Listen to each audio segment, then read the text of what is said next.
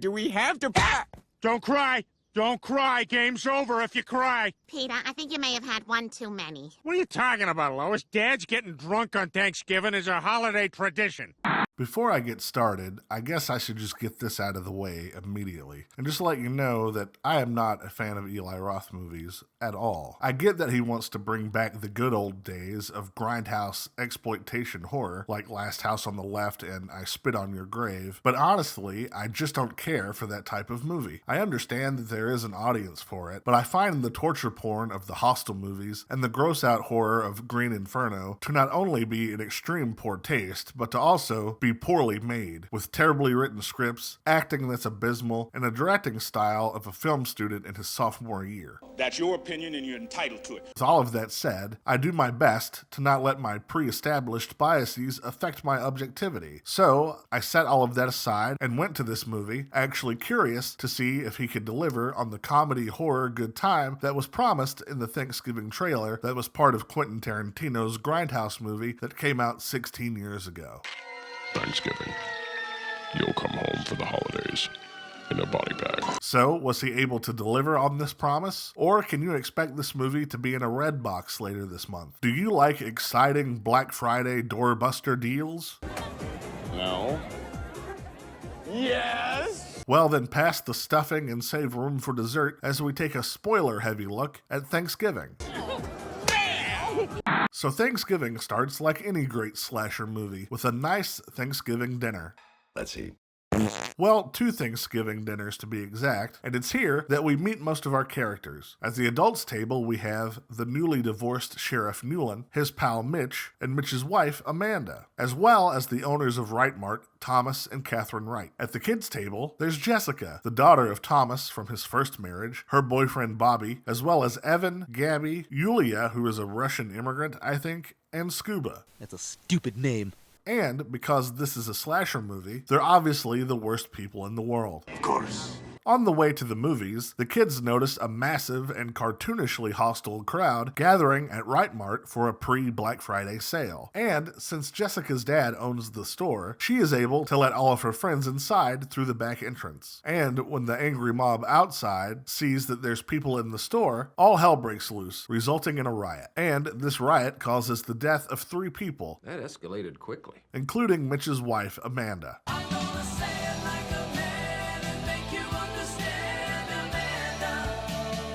Cut to 1 year later, and things in the town are getting back to normal. The town is preparing for its annual parade, and Wright Mart is having another pre-Black Friday sale. At the local diner, our kids' table is talking about their holiday plans, when suddenly, they all get tagged in a mysterious Instagram message. This is weird.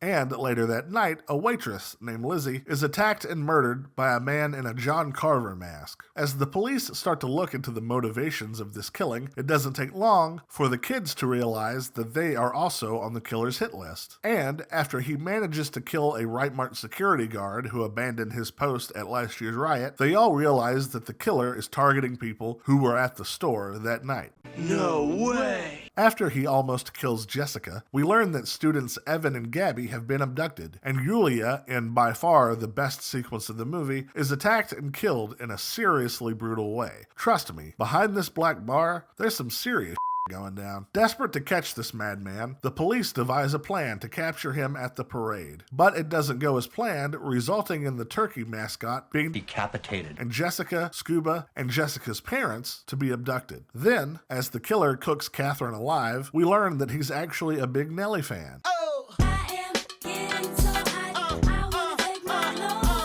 And not long after Catherine becomes medium well, we get a scene that really should have been the climax of the movie. A morbidly disgusting Thanksgiving dinner that is reminiscent of the Texas Chainsaw Massacre. And honestly, if you're a fan of Eli Roth, this is where you're going to get your money's worth for the movie. I mean, there's some really sick stuff that goes on in this sequence. Sweet. Jessica then manages to free herself and Scuba, and the two of them are able to lure the killer away from everyone else. And honestly, this should have been the end of the movie. Jessica runs to the authorities, and they find everyone tied up. The killer seemingly disappeared into the night. But sadly, that's not the case, and we keep going. And this is the part that really drags the movie down in a big way. I won't go over it too much because I don't want to spoil everything about the movie, but suffice to say that we get two more red herrings, both of which are so obvious that the OJ jury could have figured it out. If it doesn't fit, you must acquit. And as the movie wraps up, it's certainly better than I expected, but has some pretty big issues.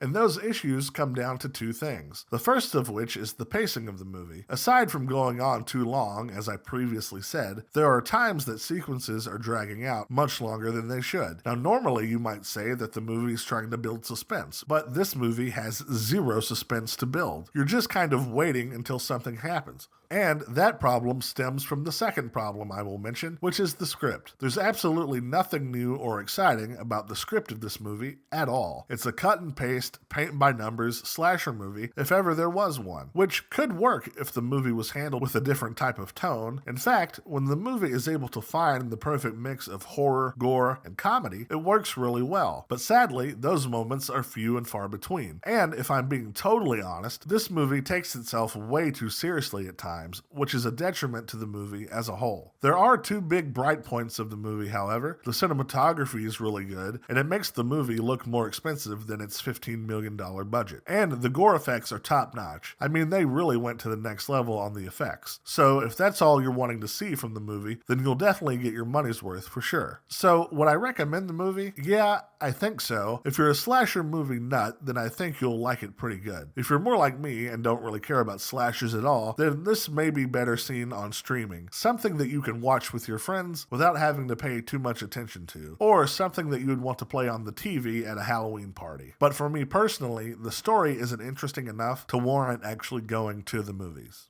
Well, that's it for this one, folks. Did you see Thanksgiving? What did you think about it? Leave a comment below and let me know. As always, thanks so much for being here, and I'll see you next time.